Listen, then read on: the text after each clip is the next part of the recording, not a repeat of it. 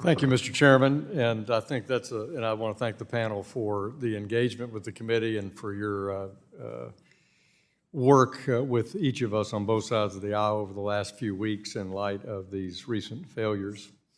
Before I get to my questions, I think picking up where the ranking member left off is absolutely ideal in discussing the S-2155 and a lot of argument in this city that somehow it was a contributing factor to the failure of Silicon Valley Bank and potentially others.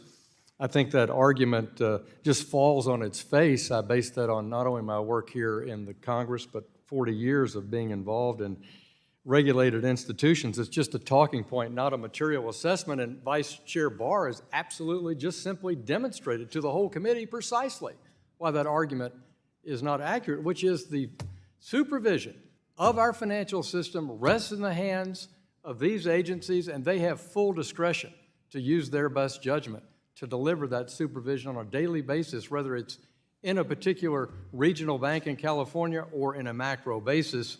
And the Vice Chairman says the statute has the authority that facilitates the proper execute of their statutory obligations, notwithstanding the modest reforms to Dodd-Frank that S-2155 sought to make. And we shouldn't throw the baby out of the bathwater on this issue about tailoring, because one of the complaints on both sides of the aisle about Dodd-Frank was it was one size fits all. And it did not tailor the capital, liquidity, and leverage requirements based on bank size, and more importantly, the risk profile of the bank. Here, Silicon Valley is a large institution, but its risk profile was what was, I think, shocking when we look at the facts. So, bottom line is we have real diversity in banking in our country. This is a strength. It differentiates our banking system from those around the world, and we need to preserve and enhance the diversity and strength of our banking system. Crisis politics trying to return to one-size-fits-all approaches to prudential regulation, in my view, will just exacerbate this challenge and make it harder to have a broad, diverse system. So, in my view, it wasn't S-2155 or passing legislation, not passing that legislation would have anyway prevented this. It was clearly a failure of supervision and management. So let me turn to look at a couple of areas of interest. First, Comptroller Sue, you talked about having management up on the balls of their feet, assessing the marketplace. How do we have a sense of urgency among supervisors where they're up on the balls of their feet, which clearly they weren't in the case of particular Silicon Valley?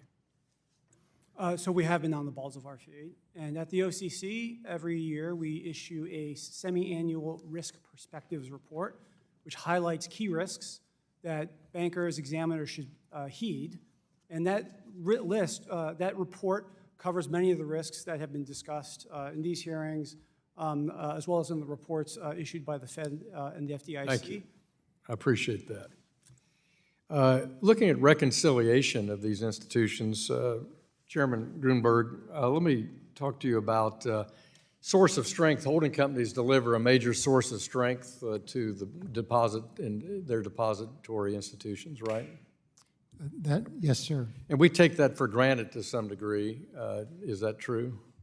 That we just accept that holding company's there?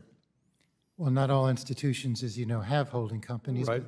But the system is set up for those that do, that holding companies expect. Silicon Valley had a holding company? It did. Do you have an written agreement that holding company provides source of strength to the depository bank? Well, we were not the supervisor of Silicon Valley, and the Fed, as you know, is the holding company regulator, so I think that'd be... No, but don't you have to have, as the FDIC, a written agreement with that bank holding company to provide a source of strength to the bank? I believe that's a regulatory standard, Congressman, not something that we would, have some sort of... well, can you provide me a yes or no, just in Sure. writing, whether you had a written, you and the Federal Reserve have a written supervisory agreement that the holding company of all the banks that have over 50% of their deposits in uninsured accounts, that they have a written agreement with the holding company, if they have a holding company, to be a supervisor. Be glad to. Yeah, thank you. Appreciate it. Yield back.